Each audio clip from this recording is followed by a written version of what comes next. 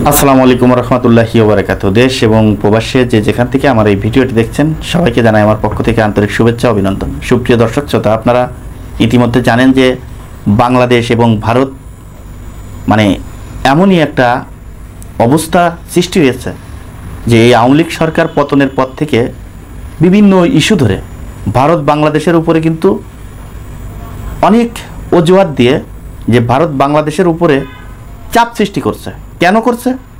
যে তার সাথে বাংলাদেশের যে এই সাবেক প্রধানমন্ত্রী শেখ হাসিনা, তার সাথে গুড সম্পর্ক, এটা আপনারা সবাই জানেন।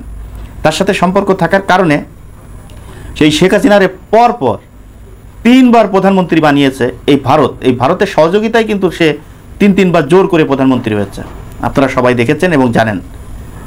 এখন এই বাংলাদেশের জনগণ তো সেই 1971 সাল না, বাংলাদেশের জনগণ তো সেই 52 সাল থেকে আন্দোলন করে করে এই পর্যন্ত তারা এসেছে।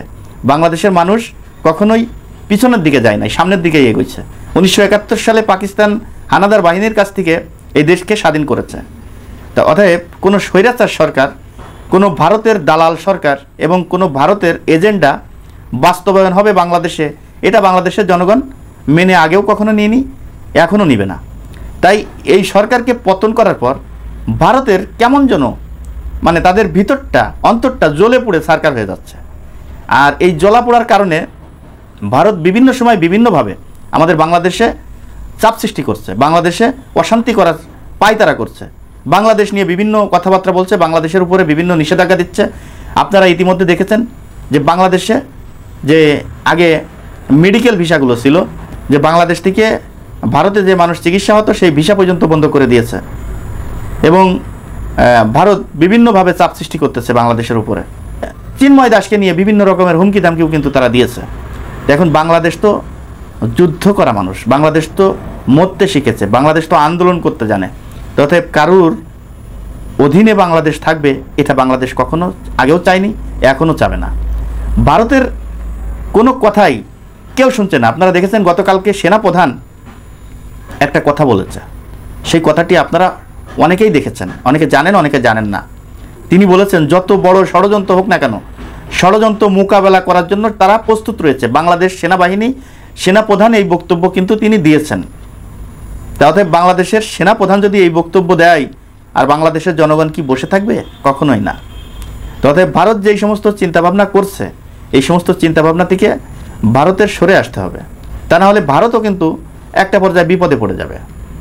বাংলাদেশে যারা রাজনীতিবিদ রয়েছে, যারা বুদ্ধিজীবী রয়েছে, যারা রাজনৈতিক দল রয়েছে এবং বাংলাদেশের বর্তমান সরকার সবাই মিলে জাতীয় ঐক্যের ডাকে সাড়া দিয়ে এক টেবিলে বৈঠক হয়েছে, আপনারা সবাই দেখেছেন। সেই বৈঠকে সবাইকে সতর্ক থাকার আহ্বান জানিয়েছেন। তাহলে বুঝতেই পারছেন দর্শক, বাংলাদেশ নিয়ে কিন্তু বিশাল বড় ষড়যন্ত্র চলছে। যাই চলুক না কেন, বাংলাদেশ নিয়ে ষড়যন্ত্র এগুলো কিন্তু আমি পাত্তাই দিই না, এগুলো আমি মনে কিছুই করি না। কারণ বাংলাদেশে ষড়যন্ত্র করে কেউ কোনোদিন কিছু করতে পারবে না। বাংলাদেশ 12 আউলিয়ার দেশ, পীর আউলিয়ার দেশ, এবং বাংলাদেশের মানুষ মরতে জানে, যুদ্ধ করতে জানে। তা বাংলাদেশ কারুর অধীনে চলতে জানে না। তাই বাংলাদেশের যত মানুষ আছে তারা যেমন পাকিস্তানের সাথে যুদ্ধ করেছে, ভারতের সাথেও প্রয়োজনে যুদ্ধ করবে। এতেও কিন্তু বাংলাদেশ পিছপা হবে না। আজকে হাসনাত আবদুল্লাহ যেই কথাটি বলেছে যে ভারতের চোখে চোখ রেখে কথা বলতে হবে, ভারতের সাথে কথা বলতে গেলে তাদের চোখে চোখ রেখে বলতে হবে। কত বড় কথা হিসাব করছেন? তাতে ভারত বুঝতে পারছে যে বাংলাদেশের মানুষ ভয় পায় না, কাউকে ভয় পায় না। বাংলাদেশের মানুষ মরতে জানে, আন্দোলন করতে জানে। তাতে বাংলাদেশের পিছনে লেগে ভারত কোনো লাভ হবে না ভারতের। দেখেন বাংলাদেশে একজন হিন্দু সম্প্রদায়ের নেতা গ্রেপ্তার হয়েছে, এই বিষয় নিয়ে ভারত বিভিন্ন হুমকি দামকি বিভিন্ন কথাবার্তা কিন্তু বলেছে। সাম্প্রদায়িক দাঙ্গা, সম্প্রীতি, বিভিন্ন কথাবার্তা বলেছে। বাংলাদেশ সম্প্রদায়কে উস্কাই দেয়, এরকম কথাবার্তা বলেছে। মৌলবাদ। ভারতে আজকে মসজিদগুলো ভেঙে ভেঙে সেখানে মন্দির করা হচ্ছে, মুসলমানদেরকে শুধু শুধু নির্যাতন করা হয়, মুসলমানদেরকে শুধু শুধু মারধর করা হয়। আজকে সেখানে তারা বাংলাদেশ নিয়ে কথা বলে। নিজের এত দোষ, কিন্তু নিজের দোষটা না ধরে পরের দোষ নিয়ে টানাটানি করে। এটা হচ্ছে ভারতের খাসলাত। তাই দর্শক, ভারত যাই বলুক না কেন, ভারতের বিরুদ্ধে যদি ডাক আসে তাহলে সবাই মিলে এই ভারতের বিরুদ্ধে ঝাঁপিয়ে পড়তে হবে। সবাই প্রস্তুত থাকবেন। দর্শক, আজ এই পর্যন্তই। পরবর্তী ভিডিও দেখার অনুরোধ জানিয়ে এখানে বিদায় নিচ্ছি আমি মোহাম্মদ মিতুল হোসেন। আসসালামু আলাইকুম রহমতুল্লাহি ওয়া বারাকাতুহু।